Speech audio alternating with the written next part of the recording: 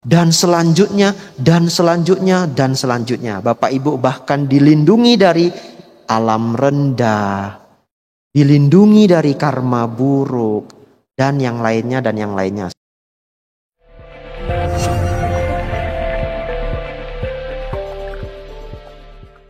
Sotehotu, Namo Buddhaya. Sahabat Dhamma dimanapun berada, semoga dalam keadaan sehat dan bahagia. Kembali pada kesempatan yang baik ini, kita bersama-sama belajar Dhamma. Pada kesempatan ini, kita akan mendengarkan tanya jawab dengan narasumber yang mulia Bante Abhijato tentang perlindungan. Mungkin kita sering bertanya-tanya tentang apa makna berlindung kepada Buddha, Dhamma, dan Sangha. Apakah dengan berlindung kepada Buddha, Dhamma, dan Sangha, kita terbebas dari mara bahaya atau sebaliknya? Oleh karena itu, mari bersama-sama kita simak penjelasan apa makna sebenarnya berlindung kepada Buddha, Dhamma, dan Sangha. Selamat mendengarkan. Namo Buddhaya Bante, apa makna sesungguhnya dari pengucapan aku berlindung kepada Buddha, Dhamma, dan Sangha? Nah, demikian pertanyaannya Bante. Jadi dia mungkin masih bingung ya. Kita berlindung pada Buddha itu bagaimana caranya? Kita berlindung kepada Dhamma bagaimana caranya? Kita berlindung kepada Sangha bagaimana caranya agar kita terlindungi? Demikian Bante, mohon penjelasannya. Ya, pertanyaan yang sangat baik ya. Jadi penerjemahan dari aku berlindung kepada Buddha, aku berlindung kepada Dhamma itu bahasa Palinya itu dari Buddhang Saranang Gacchami. Arti sesungguhnya dari Buddhang Saranang Gacchami itu adalah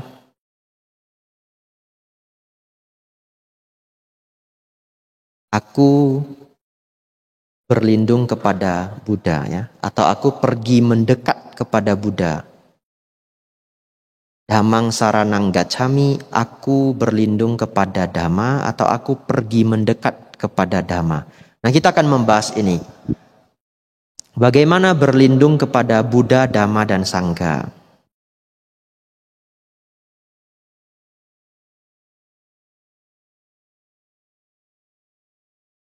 Saya punya beberapa contoh yang menariknya.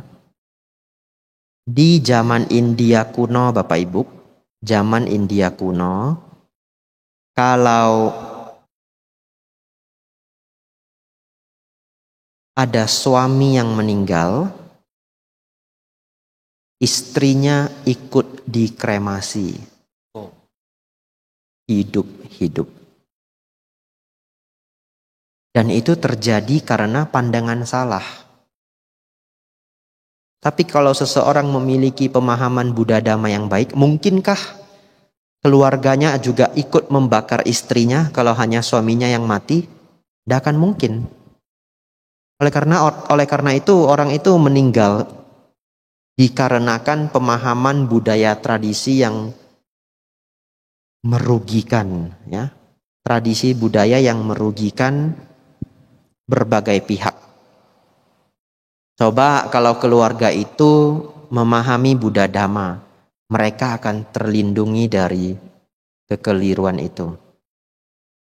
Lebih jauh lagi, kalau ada seorang anak kecil, seorang anak berumur 11 tahun, 12 tahun, 13 tahun, tidak memiliki keyakinan yang baik, berkemungkinan dia diajak untuk masuk aliran sesat. Betul ya? Dan di aliran sesat itu banyak macam ya. Yang namanya aliran sesat itu banyak macam. Bahkan di Eropa itu pernah muncul aliran sesat yang orangnya itu diajak membunuh orang tuanya sendiri. Dan dia lakukan.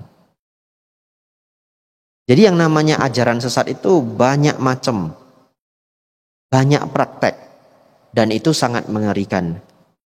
Oleh karena itu, ketika kita datang untuk belajar Dhamma, memahami ajaran Sang Buddha, dari cerita yang tadi saja, kita sudah terlindungi oleh begitu banyak pandangan yang salah, betul? Kita sudah terlindungi mungkin oleh budaya tradisi yang merugikan. Kadang mungkin adalah budaya tradisi kita sendiri yang akhirnya terlalu merepotkan. Di sini namanya tradisi budaya, saya tidak bisa mengatakan itu benar atau salah. Nanti saya dimarahi oleh orang. Apalagi zaman sekarang kalau ceramah Dhamma itu direkam. Tetapi budaya tradisi itu banyak sekali yang keliru dan merepotkan orang-orang yang menjalaninya. Terkadang kalau kita memiliki Dhamma, kita bisa merenung kembali. Yang kita lakukan itu merugikan diri sendiri atau tidak. Misalkan di beberapa suku, ada satu suku kalau tidak salah di Amazon. Kalau mau menikah, tangannya harus dimasukkan di satu untayan daun, anyaman daun yang sudah diletakkan semut yang super beracun. Jadi itu seperti sarung tangan, dalamnya semut semua dan semutnya besar-besar. Jadi kita harus masukin sampai tangannya ini hitam, terlihat hitam karena racunnya itu terlalu banyak. Dan itu sakitnya luar biasa. Mungkin saja ada yang pernah mati karena ritual itu. Tapi itu demi untuk menikah. Kalau enggak boleh menikah. Di Indonesia pun ada satu suku. Mohon maaf, saya tidak sebutkan namanya. Kalau ada keluarga yang meninggal, jarinya dipotong satu ruas. Ibunya meninggal, potong satu ruas kelingking. Ayah meninggal, potong satu ruas jari yang lain. Saudara meninggal, potong lagi satu ruas. Jadi saya pernah lihat di Google, orangnya sudah tua, banyak keluarganya yang sudah meninggal, jarinya tinggal 4, ini telunjuk dan ibu jari kiri kanan. Kalau Bapak Ibu memahami Dhamma atau berlogika saja, sebenarnya perlu enggak kalau orang tua kita meninggal kita potong satu jari? Ya, kalau dipikir dengan pemikiran modern tidak perlu ya. Tapi kalau kita undang orang yang menjalankan budaya itu, bisa-bisa kita yang kembali dimarahi ya, karena yang namanya budaya tradisi itu melekat pada diri seseorang. Nah, Bapak Ibu kalau memahami Dhamma sesungguhnya, Bapak Ibu terlindungi dari begitu banyak pemikiran keliru. Lebih jauh lagi, begitu kita mempraktikkan Dhamma, kita merawat sila. Sila itu untuk melindungi kita, ya. Simple saja. Kalau mencuri ketahuan, dipukul orang enggak? Dipukul orang. Jadi begitu kita diajak jangan mencuri, kita sedang dilindungi oleh sila. Bahkan di dalam Adina Dana Weramani, tidak hanya jangan mencuri, tetapi jangan mengambil yang bukan milik. Dan terkadang itu melindungi kita. Dulu itu ada modus, sengaja diletakkan barang berharga. Begitu kita ambil, nanti terjadi masalah. Atau misalkan diletakkan tas yang bagus. Begitu kita ambil, ternyata di dalamnya ada narkoba. Berbagai macam modus yang sudah pernah muncul. Tapi kalau Bapak Ibu terlindungi oleh sila, ada plastik, ada handbag di tengah jalan, di pasar ini ya, bo ciu jian ya. Betul ya, bo ciu jian ya, nggak kita ambil, sudah lewat saja. Kalau Bapak Ibu melihat ada barang berharga, mungkin bisa laporkan ke satpam begitu. Tapi kita enggak, iseng untuk mengambil. Itu kita dilindungi oleh Dhamma.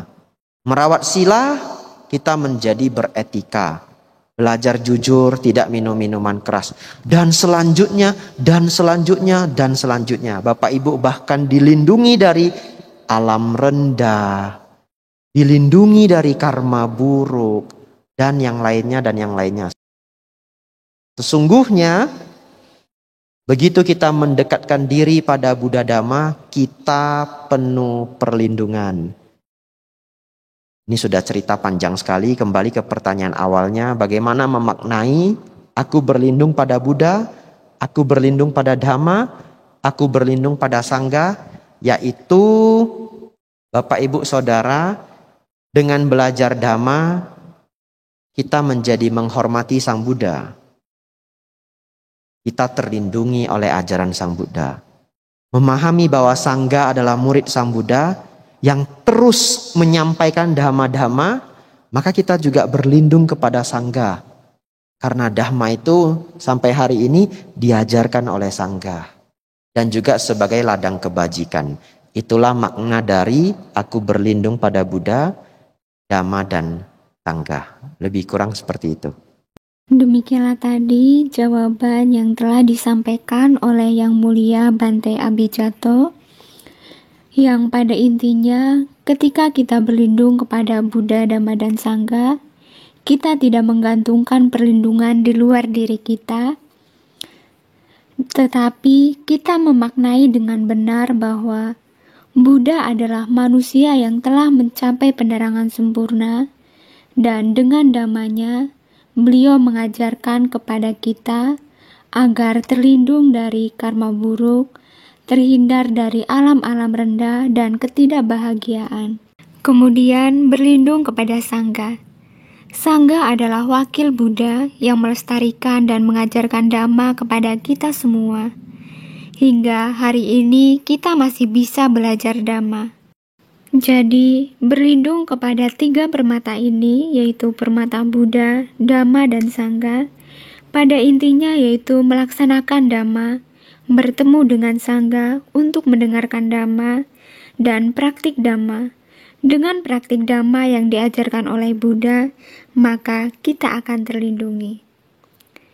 Demikianlah, semoga apa yang telah disampaikan ini bisa bermanfaat untuk kita semua. Semoga kita semakin maju di dalam Dhamma, dan semoga semua makhluk hidup berbahagia. Sadhu, sadhu, sadhu.